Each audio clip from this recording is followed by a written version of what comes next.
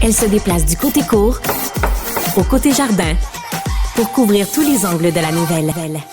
Pour savoir et comprendre, Sophie Durocher. Alors, qui dit élection dit évidemment des gens qui gagnent leurs élections et des gens qui perdent. Mais est-ce qu'ils perdent tant que ça? Peut-être qu'ils perdent leur poste de député, mais il peut dire d'Aido que ça peut être payant dans certains cas. On va en parler avec Nicolas Gagnon, qui est directeur pour le Québec pour la Fédération canadienne des contribuables. Bonjour Nicolas, j'ai l'impression qu'on se parle chaque semaine parce que chaque semaine, il y a des scandales qui touchent en tout cas les poches des contribuables. Et là, cette fois-ci, c'est assez poche ce qui se passe avec les poches des contribuables. Vous avez accumulé des chiffres à la Fédération. Et donc, quand on fait le total, 2 pensions à vie, un total de 8 400 000 $ pour Justin Trudeau, député sortant évidemment de Papineau, mais aussi premier ministre sortant. Comment vous en arrivez à ce montant total-là, Nicolas? Oui, ben en fait, dans le cas de Justin Trudeau, et comme c'est le cas aussi pour les 109 autres, ben il y a en fait 110 députés qui ne se sont pas représentés ou qui ont perdu leur circonscription dans les dernières élections fédérales. Et toutes ces personnes-là ont soit droit à une pension, une allocation de transition ou plutôt de licenciement, ou même les deux. Et dans le cas de Justin Trudeau, ben lui, en plus, il y a un bonus qui s'en vient avec une pension de premier ministre. Donc, on s'est basé en fait sur le salaire actuel et donc comment est-ce que les prestations sont déterminées dans le cas, par exemple, d'un député qui a atteint plus de 6 ans de service, parce qu'il faut atteindre au moins 6 ans de service pour être capable d'obtenir la pension. Et donc, dans le cas de Justin Trudeau, donc c'est quand même 16 ans et demi de service. Dans son cas, ça veut dire que dès l'âge de 55 ans, parce que en fait, les députés peuvent obtenir leur pension dès 65 ans, mais ils peuvent l'obtenir à 55 ans, moins 10% de la pension totale. Et donc, dans le cas de Justin Trudeau, c'est quand même 140 000 par année qu'il va obtenir à sa pension. Et par-dessus le marché, vu qu'il a été premier ministre pendant 4 ans, il a droit à une seconde pension qui, elle, est d'à peu près 73 000 par année dès l'âge de 67 ans. Et donc, nous, on a cumulé essentiellement à la fois cette pension de député et cette pension de premier ministre, qui est essentiellement une pension platine que très peu d'autres personnes ont accès là, dans la fonction publique fédérale. Et au final, on obtient le chiffre d'environ 8,4 millions de dollars. Donc, entre le moment où Justin Trudeau percevra les premiers dollars de sa pension et l'âge de 90 ans, si bien sûr il va au-delà de l'âge de 90 ans, ben, la facture augmentera.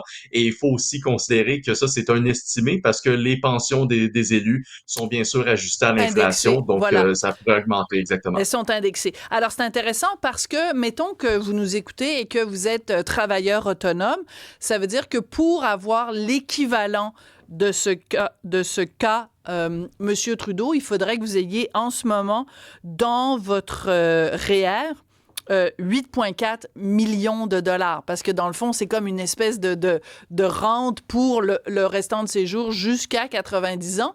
L'espérance de vie pour un homme en ce moment est peut-être un petit peu autour de 82, 83 ans quand même. Parce que pour les femmes, c'est 84.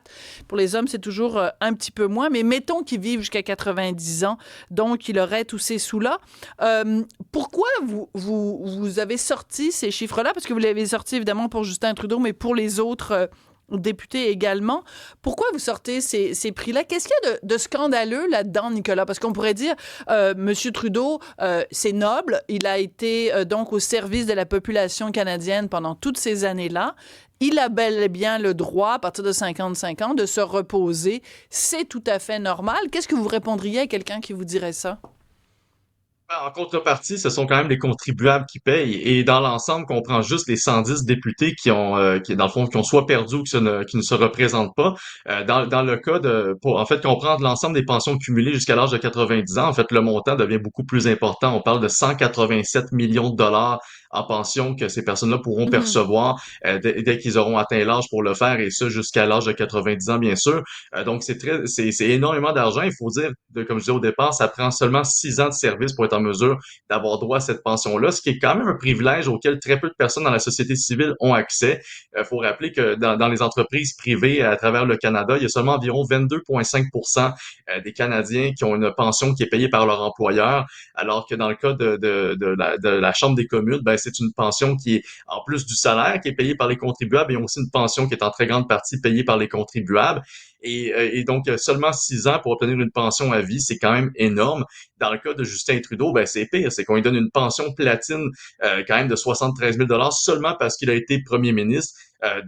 Oui, c'est quand même le fait qu'il a été député, qu'il a servi le pays, ça, on le comprend bien, mais de donner deux pensions à une personne alors que des gens dans la société, les contribuables, en général, se battent pour avoir ne serait-ce qu'une pension et Hmm. déjà, des fois, c'est malheureusement pas suffisant, alors que d'autres ont droit à des privilèges qui sont vraiment hors normes.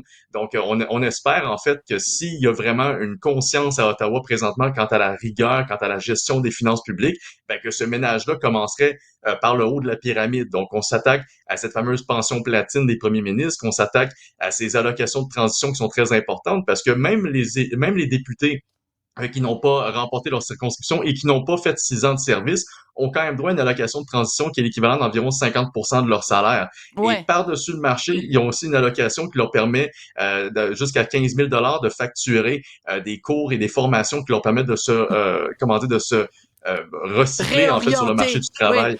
Se réorienter, Exactement. c'est ça. Mais en même temps, Et OK, je vais faire l'avocat du diable parce que habituellement, évidemment, je suis toujours prête à défendre le contribuable et je le suis dans ce cas-ci aussi. Mais quand même, si on veut attirer les gens, parce que la politique, c'est ingrat, on se fait varloper à longueur de temps. Les médias sociaux sont rendus complètement délirants. Les gens maintenant n'hésitent pas à aller manifester devant chez vous.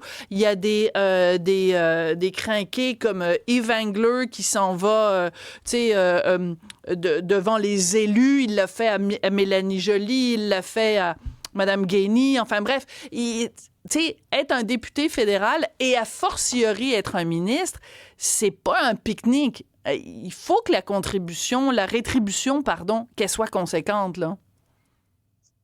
je suis d'accord avec vous sur le fond. C'est vrai qu'à la fin de la journée, ces élus-là, ils ont quand même un travail assez demandant. C'est pas n'importe qui peut se retrouver dans cette position-là et c'est pas n'importe qui peut faire ce travail-là. Ça, on le comprend. Il y a l'enjeu de la sécurité que vous avez soulevé qui, je pense Oui, que ça, c'est un enjeu qui mérite de continuer à être martelé. Mais de l'autre côté, quand on parle des pensions, c'est là qu'il y a vraiment, on pourrait dire, là, une division vraiment assez importante entre la réalité du contribuable et la réalité des politiciens. Puis il faut dire que présentement, un député à l'Assemblée, pardon, à la Chambre des communes, ça gagne quand même un salaire de pas loin de 210 000 par année.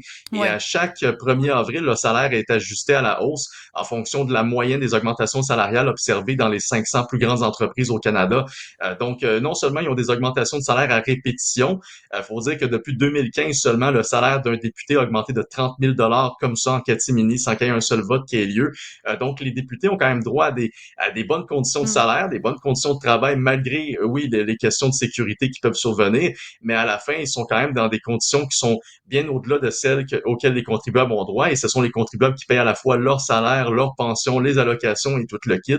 Donc, ça serait bien d'avoir, ne serait-ce qu'à la limite, une intervention de la part de M. Carney ou de n'importe qui au gouvernement libéral et dire qu'effectivement, ces pratiques-là, on doit les modifier, on doit faire un changement de culture qui fait en sorte qu'on n'a pas l'impression d'avoir des députés qui sont dans l'Olympe, en fait, comme s'ils étaient Oui, au-dessus oui. de tout ce que Un nous, les parachute contribuables, on connaît doré. comme conditions. En fait, c'est un parachute Exactement. doré. C'est un parachute doré. Puis quand il y en a au privé, bon, on sourcille un peu, mais on se dit, bon, d'accord, on est au privé. Mais qu'il y ait des parachutes dorés au public, c'est vrai que c'est un petit peu sourcillant pour s'exprimer de façon un peu inventive. Nicolas Gagnon, vous êtes directeur pour le Québec pour la Fédération canadienne des contribuables. Merci beaucoup. Ça fait plaisir. À bientôt.